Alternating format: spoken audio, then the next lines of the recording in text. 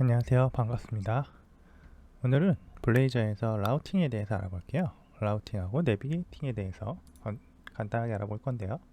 라우팅 관련된 요소는 저희 이전에 블레이저 서버 튜토리얼을 만들었는데 이전 강의에서 보시면 이 블레이저 서버를 만드는 과정이 있어요. Create 블레이저 서버 뭐 이런 식으로 제목이 되어 있을 것 같은데 어쨌든 그걸 가지고 기본적인 블레이저 서버 프로젝트를 만들었고요. 거기에서 apprazor라는 이 지금 파일에 제가 와봤어요. 이 파일에 보시면 라우터라는 게 있죠. 이 라우터라는 게 이 라우터 관련된 내역들을 정의를 하고 있는 거예요. app-assembly에서 type of app.assembly라고 되어 있는데 이거는 이 app.razor라는 게 app 클래스로 정의가 되어 있거든요.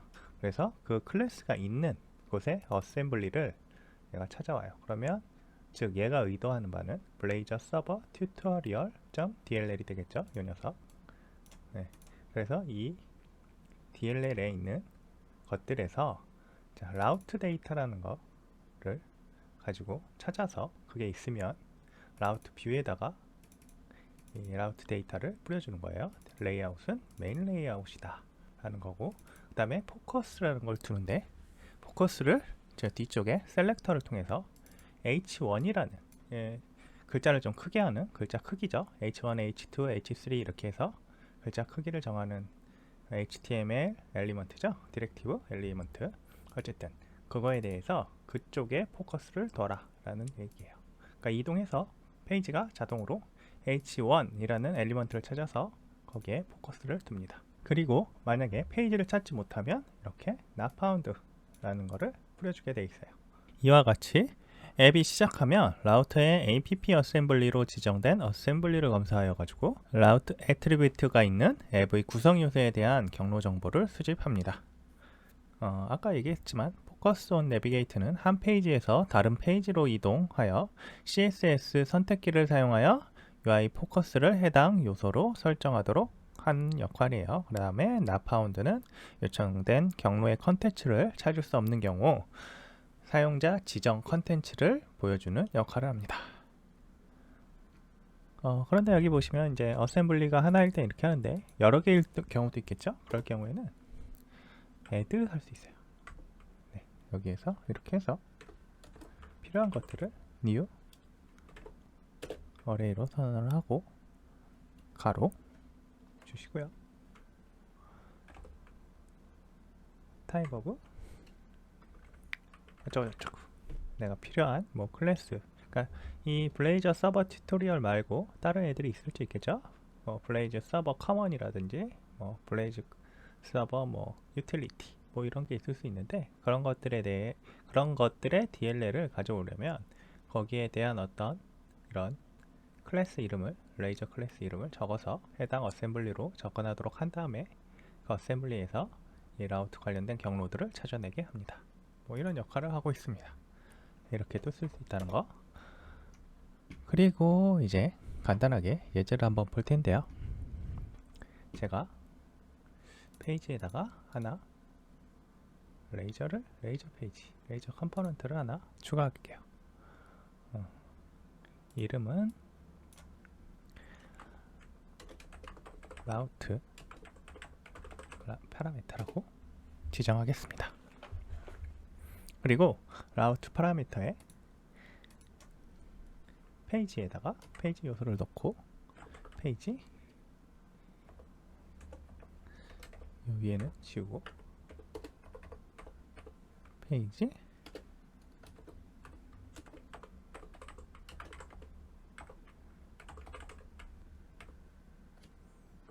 하고요. 뒤쪽에다가 이렇게 파라미터를 넣을 거예요. 그리고 여기에다가 뿌려줘야겠죠? H1 셀렉터가 H1을 지정한다고 그랬죠? 근데 이거 같은 경우에는 포커스를 지정하는 게 크게 의미는 또 없을 수 있어요. 어차피 이게 인풋이 되는 게 아니라서. 하지만 이제 액티베이트 되려면 위치가 여기로 되게 하는 게 좋겠죠. 제가 이 골뱅이 텍스트 add 텍스트라고 할게요. add 텍스트라고 되어 있는 파라미터를 선언을 해야겠죠. public string 그리고 텍스트로 이렇게 셋 선언하시고요. 자, 이제 저게 되도록 하려면 여기에다가 파라미터 라는 애트리뷰트를 지정해 줍니다. 그러면 자동으로 라우트 파라미터 뒤에 텍스트라는 게 얘랑 매칭이 돼요. 자, 이 상황에서 실행을 한번 해볼게요. F5번을 눌러서 실행을 하시면 이렇게 7279 뒤쪽에다가 저는 저 페이지 녀석을 가지고 와서 넣어주고요. 뒤쪽에다가 1, 2, 3, 4라고 칠게요. 블레이저 1, 2, 3, 4라고 나오겠죠. 이거를 뭐 뒤쪽을 다시 AWE SME awesome 하면 블레이저 is awesome 이라고 나오게 됩니다. 그리고 나서 이제 제가 한번 이 awesome 자체를 없애서 누르면 어떻게 될까요? 에러가 떠요. 이건 조금 이상하죠? 에러가 뜨지 않게 하고 싶어요. 그럴 때는 어떻게 하냐면 이 파라미터 뒤쪽에다가 물음표를 넣습니다. 그리고 실행을 해볼게요. 다시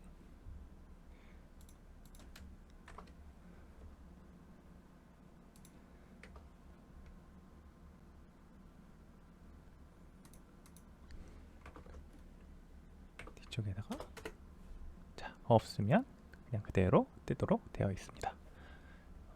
저 뒤쪽에 느낌표 같은 경우에는 저희가 텍스트 뒤쪽에다가 느낌표를 넣어놔서 그래요. 이거 없애면 네, 없어지죠. 그리고 이 블레이저부터는 블레이저 아니고 단넷 6.0부터는 한 리로드라는 기능이 들어왔는데 잘 안된다고 했죠. 잘 안되는데 어쨌든 블레이저에서 기능을 쓸 때 뭐 세이브 하거나 그럴 때 자동으로 이 업데이트 되도록 하려면 한 리로드 되도록 하게 하려면 이 체크를 해 주셔야 돼요. 여기 핫 리로드 온 파일 세이브 세이브 할 때 한다는 거고, 이걸 빼버리면 세이브 할 때 적용이 안 되고 저희가 핫 리로드라는 걸 누를 때마다 적용이 돼요. 그래서 헷갈리지 마시고, 자, 이걸 해서 근데 이걸 한다고 해도 꼭 안 되는 것들이 있어요. 여기 같은 경우에는 페이지 라우터 이 관련된 거를 수정을 하면 다시 리빌드를 해야 합니다. 그리고 이제 선택적 매개 변수는 확인을 해봤고요. 이제 매개 변수에 이제 다른 걸 한번 넣어볼게요. 변수의 값이 있으면 무언가가 처리가 되고, 변수의 값이 없으면 없는 값을 디폴트 값으로 선언하게 하고 싶어요. 그럴 경우에는 어떻게 하면 될까요? 일단 블레이저도 라이프 사이클이라는 게 있어서요. 라이프 사이클에 대해서 이용을 하면 됩니다. 나중에 다시 설명을 해 드릴 거고요. 지금은 따라만 한번 해보세요. 오버라이드에 on initialized async on initialized async라는 걸 가지고 뭔가를 할 거고요. 여기에서 텍스트 변수에다가 받은 값에다가 텍스트를 봐서 만약에 이게 값이 없다면 clever라는 걸 넣어주자 라고 하고요. 세미콜론을 넣어서 다시 실행을 하려고 하면 다시 재빌드를 하면 됩니다.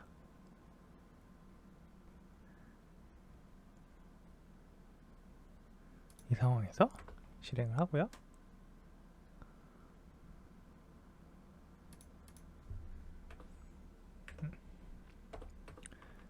아웃 파라미터 누르면 클레버 이렇게 뜨게 되죠. 만약에 뒤쪽에다가 1, 2, 3, 4 이런 걸 누르면 1, 2, 3, 4로 대체가 될 거예요. 이런 식으로 파라미터를 사용할 수 있다 라는 게 있습니다. 그리고 경로에 제약 조건을 줄 수가 있어요. 그래서 제약 조건이라는 게 별건 아니고요. 뭐 무슨 타입이면 가도록 하고 그 타입이 아니면 안 가도록 하는 뭐 그런 식이에요. 그럼 여기서 제가 하나 더 추가를 해볼게요. 이번에는 id를 넣고요. 얘를 인트 값이 오도록 해볼게요. 또 마찬가지로. 그리고 파라미터를 추가를 해줘야 되니까 복사해서 int id라고 선언을 합니다. 그리고 이 int 뒤쪽에다가 물음표를 넣어서 얘도 널 값이 들어갈 수 있도록 해줘야 합니다. 그렇지 않으면 처음에 실행할 때 값이 없다 그러면서 에러가 날 거예요. 그래서 실행을 다시 한번 해보시면 자, 처음에 뜰 거고요. 라우트 파라미터 하고 아무것도 안 치면 클레버만 나오겠죠. 여기에서 내가 클레버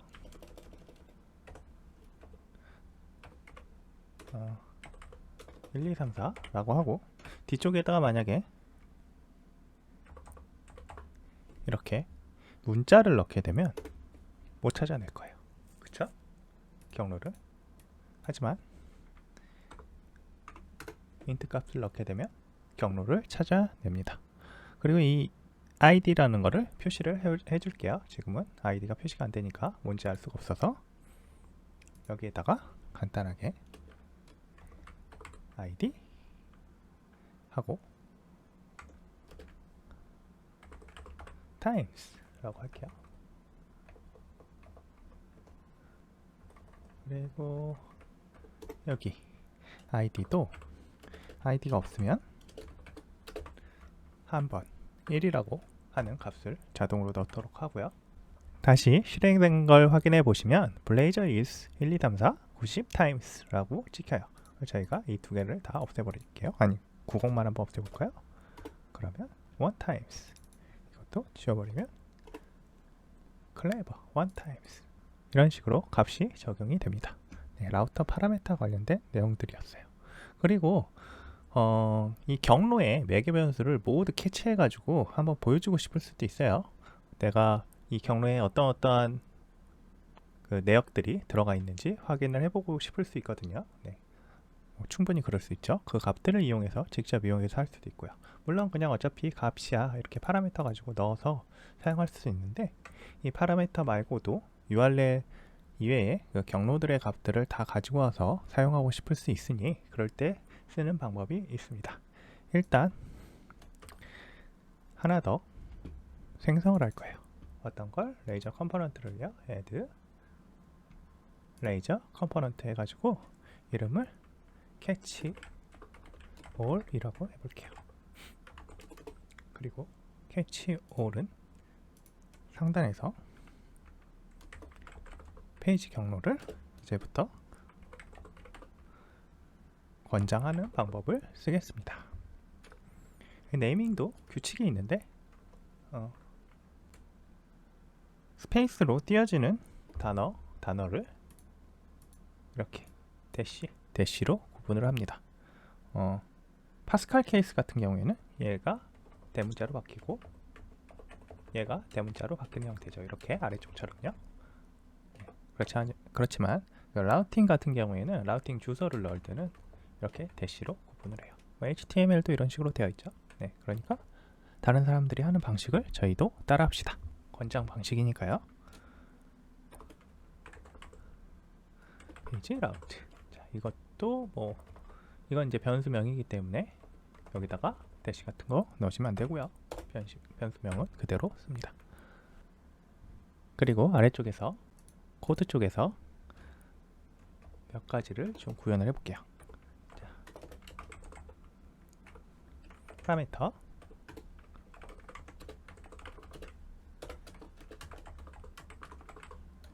이렇게 셋 그리고 파라미터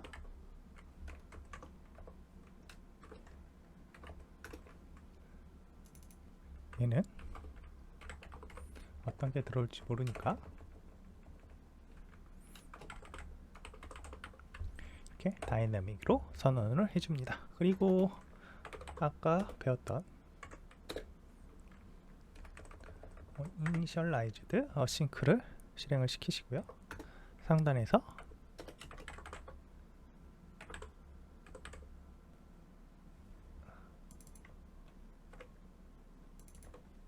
파라미터스는 페이지 라우트 잘라서 얘로 자를 거고요.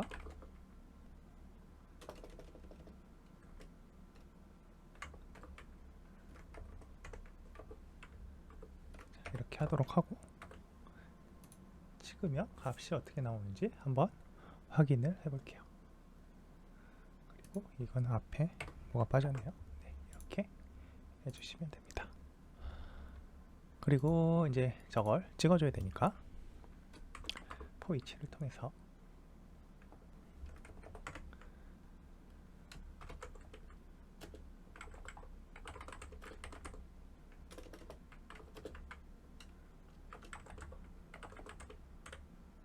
파라미터스, 얘가 널이면 그냥 empty로, 어차피 스트링으로 들어올 테니까 empty 스트링으로 처리해 달라고 했습니다.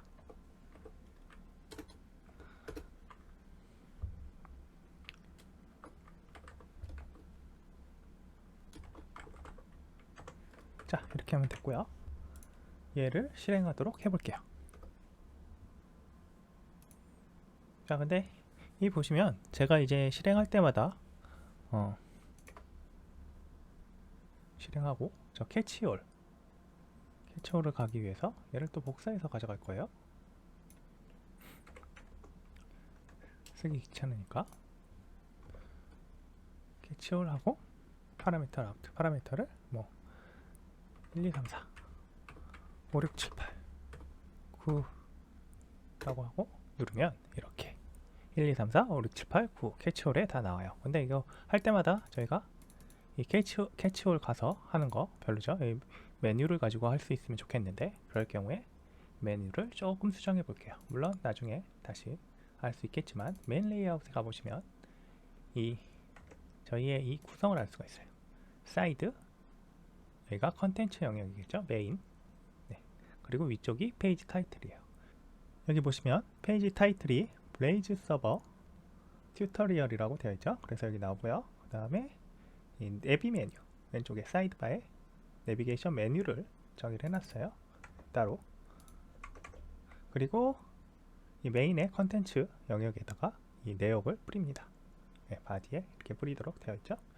상단에 보시면 about이라고 있는데, 이 about은 어디로 이동되도록 해놨어요. 여기 보시면 뭐 ASP.NET 홈페이지로 연결되도록 해놨네요. 제가 내부 메뉴라는 얘를 수정을 해볼 거예요. 복사를 그대로 해가지고 똑같이 가져가고, 패치 데이터가 아니고 패치홀이죠. 자, 이름도 똑같이 자, 올이라고 한 다음에 추가가 됐죠. 카운터에서 캐치홀로 가봐요. 캐치홀로 가보면 지금 아무것도 없으니까 안 나오겠죠. 이때 이런 식으로 내역을 넣어주면 또 관련된 내역들이 나옵니다. 오늘은 여기까지 하겠습니다. 감사합니다.